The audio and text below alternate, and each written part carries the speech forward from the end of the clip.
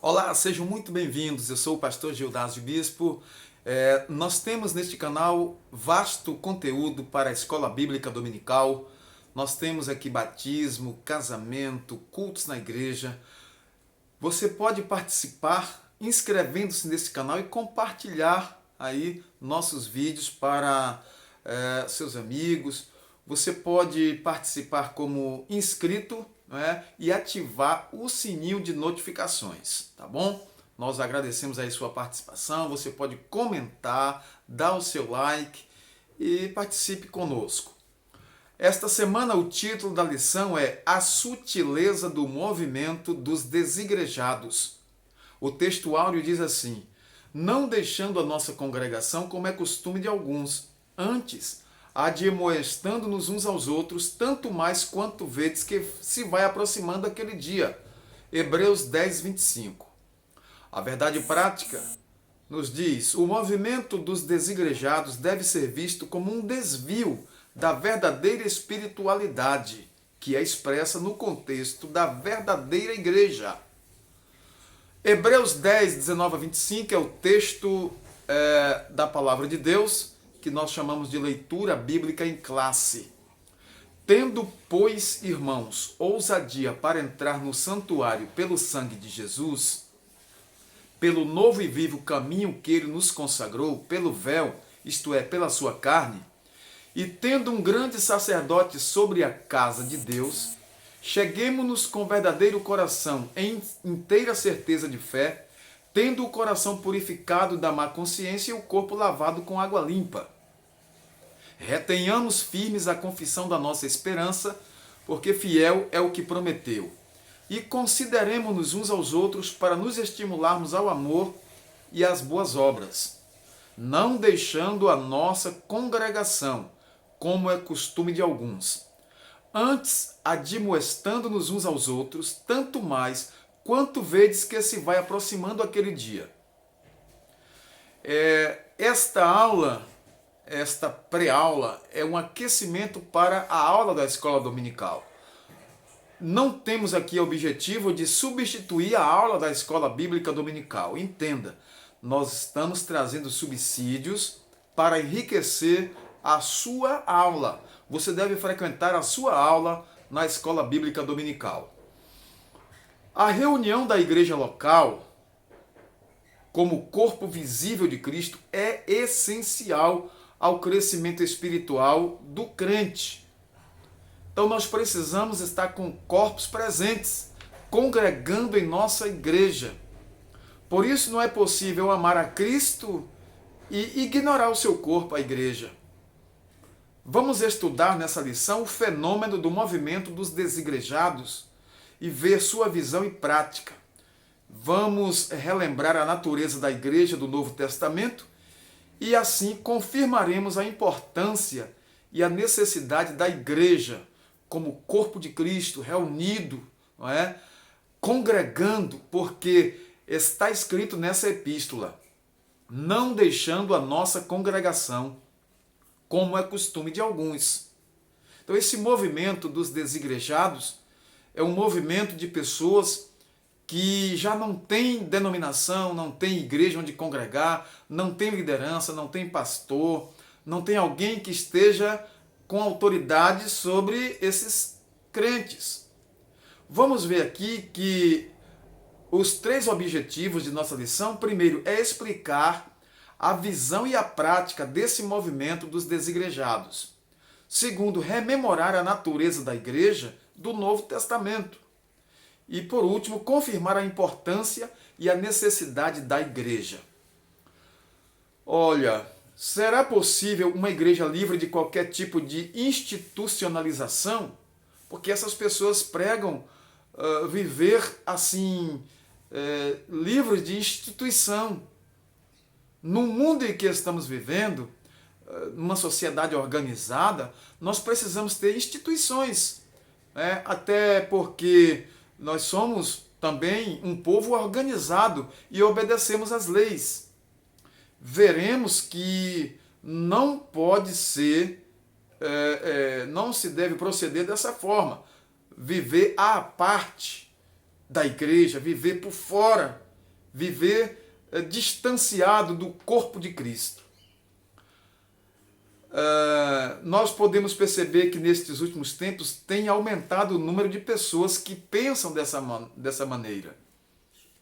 Nas últimas décadas, os desigrejados, ou os também conhecidos como os sem igreja, cresceram em escala exponencial, em grande escala.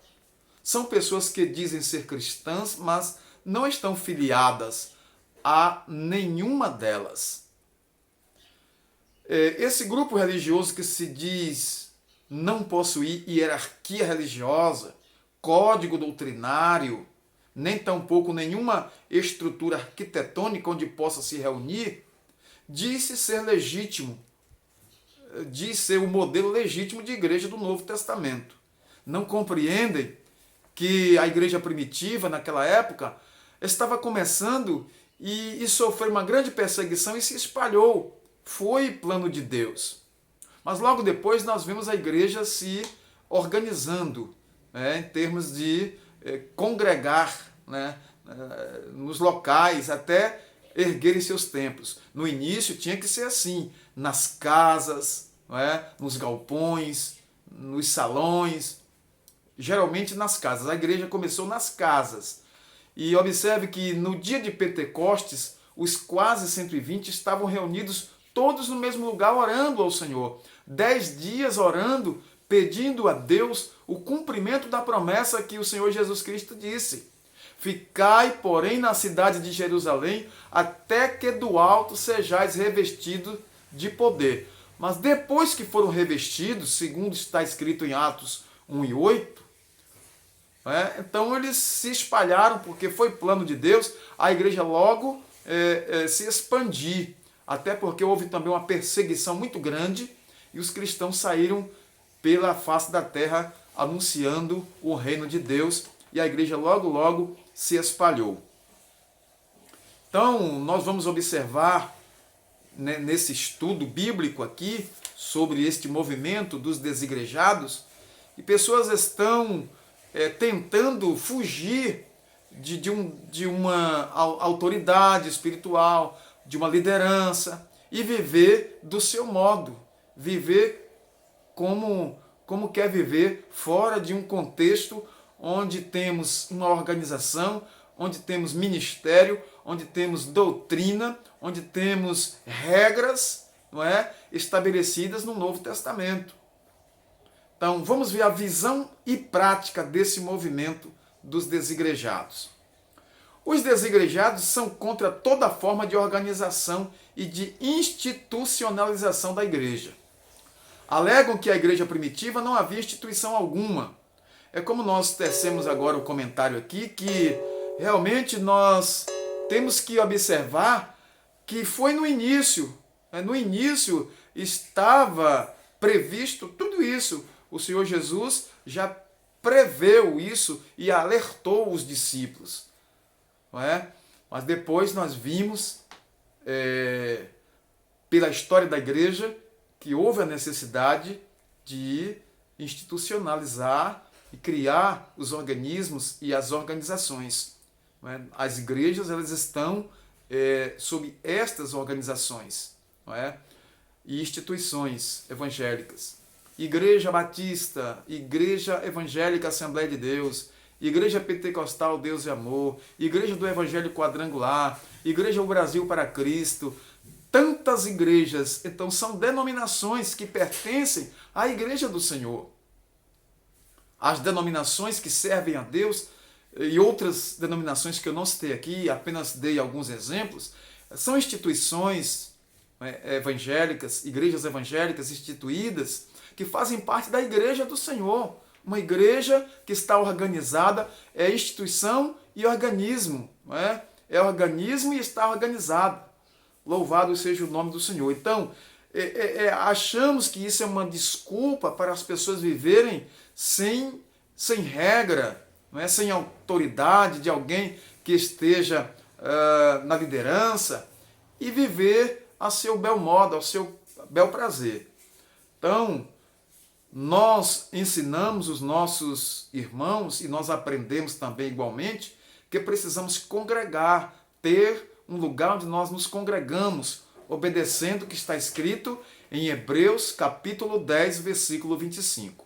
Não deixando a nossa congregação como é costume de alguns, antes admoestando-nos uns aos outros, e tanto mais quanto vedes que se vai aproximando aquele dia. Não deixar de congregar. A igreja local é muito importante. Assim a igreja passou a ter uma liderança, a ter o seu corpo ministerial, código doutrinário, um credo que passou a regulamentar essa igreja. Para essas pessoas, nada de regras, sermões, nem muito menos organização institucional. Da mesma forma, alegam que toda forma de estrutura arquitetônica, como templos, são inovações. Então, observamos que há um movimento anti-igreja local, anti-corpo dessa igreja. Da mesma forma, alegam que toda forma de estrutura é errada. Claro, é evidente que a igreja existe fora de uma estrutura física, fora de uma estrutura arquitetônica, porque a igreja não é o templo, a igreja não é o imóvel, a igreja são as pessoas, somos nós reunidos, nós somos a igreja do Senhor. Vamos ver aqui, se por um lado os desigrejados são contra toda forma de institucionalização da igreja, por outro lado são contra também todo e qualquer sistema de governo da igreja. Isso significa que os sem igreja, ou os desigrejados, são contra presbíteros, diáconos, bispos, pastores. Então não aceitam, não aceitam um corpo ministerial. Acreditam que na igreja primitiva não havia organização humana e muito menos qualquer estrutura de ministério. Será que não estão vendo lá nas páginas de Atos dos Apóstolos a igreja se reunindo em Jerusalém? Um corpo de obreiros separando outros obreiros para enviar para a missão, como separaram Saulo e Barnabé para a obra de Deus, a obra missionária? Ali foi a igreja com seus líderes. Será que não estão enxergando lá em Atos dos Apóstolos, quando foram separados 7 diáconos para cuidarem das viúvas e servirem às mesas, enquanto os apóstolos, que eram liderança na igreja e sempre foram, continuariam na oração e no ministério da palavra? Então, não adianta argumento contra o texto bíblico. O texto bíblico é claro, a Bíblia é clara. A igreja, ela existe como organismo e organização. A segunda parte fala da natureza neotestamentária da igreja, ou seja, a igreja do Novo Testamento. Sobre a natureza da igreja no Novo Testamento, nós observamos, primeiro, que ela é um organismo vivo. Nesse sentido, a igreja é o corpo de Cristo. Assim, a igreja é formada por todas as pessoas convertidas a Cristo, que pertencem a diferentes povos, tribos e línguas. Então, a igreja do Senhor está na África, está na Europa, está nas Américas, na Oceania. A igreja do Senhor está em todo o mundo, como organismo vivo. As pessoas de todas as raças, tribos, línguas, dialetos, glorificam o nome do Senhor, receberam Cristo como seu Salvador e Senhor e agora louvam a Deus e adoram o Deus vivo e verdadeiro. Isto é um corpo vivo que adora e glorifica a Deus. E esse povo precisa se reunir para louvar ao Senhor. A Bíblia diz, onde estiverem 2 ou mais reunidos em meu nome, disse o Senhor, aí estarei eu no meio deles. Não há acepção de pessoas. Como um organismo vivo e espiritual, a igreja existe. Há parte de estatutos, templos ou qualquer estrutura social ou governamental humana, é verdade. A igreja existe à parte disso tudo. Ela existe, por exemplo, fora das estruturas arquitetônicas. Claro. Então, A igreja, ela tem a sua missão e seu papel fora dos templos, realmente. Mas nós precisamos nos reunir, congregar e louvar ao Senhor e depois sairmos para pregar o Evangelho de nosso Senhor e Salvador Jesus Cristo. Porque está escrito, ide por todo mundo, pregai o Evangelho a toda criatura. Está escrito, não é, lá em Marcos. Louvado seja o nome do Senhor. Por último, a importância e a necessidade da igreja. A igreja é importante? Sim, é o corpo de Cristo. Há necessidade de igreja? Sim, muitíssimo. Há uma necessidade, a igreja, ela é uma instituição, ela é o corpo de Cristo, a igreja é uma organização espiritual, é uma organização de pessoas que adoram a Deus e que cumprem um papel de excelência nesse mundo tenebroso, ganhando almas para o reino de Deus, não é? Trazendo sal para esse mundo e luz para esse mundo em trevas. Então a igreja é a grande família de Deus. Efésios capítulo 2, versículo 19. Como família de Deus, a igreja tem Cristo como seu cabeça. Ele é o cabeça da igreja. O corpo é a igreja, Cristo é a cabeça. Contudo, como acontece com toda a família, a igreja também possui comando, direção, regras, às quais devem seus membros se submeter. Os cristãos verdadeiros, portanto, como acontecia na igreja do primeiro século, devem se reunir para adorar ao Senhor como o Senhor da igreja. É nesse contexto que acontece a integração dos crentes na igreja local. Nós servimos a Deus aqui na Igreja Evangélica Assembleia de Deus. O irmão aí pode ser da primeira Igreja Batista, da Igreja Metodista, da Presbiteriana, do Brasil para Cristo, Igreja Cristã Maranata, Igreja Pentecostal, Deus e Amor, Igreja Mundial, todas as igrejas evangélicas. Então, você pertence ao corpo de Cristo, você está adorando a Deus, fazendo parte da igreja do Senhor, mas congrega numa igreja local. Então, essa terceira parte, nós temos que observar a importância dessa igreja. Isso é importante, porque a igreja é a família de Deus e é o povo que testemunha a salvação em Cristo. É o povo que leva a palavra de Deus para que outras pessoas sejam salvas pelo poder de Cristo. Nesta lição, amados, nós vimos como os desigrejados pensam e agem com relação à igreja. Agora eu pergunto aí, é certo viver longe da igreja, longe do convívio santo, onde nós nos reunimos para adorar a Deus, estudar a palavra de Deus, meditar na santa palavra de Deus, ouvir o estudo bíblico, ouvir Deus falar conosco juntos, orar juntos, louvar a Deus juntos, adorar a Deus juntos? É certo ficar distante, ficar isolado?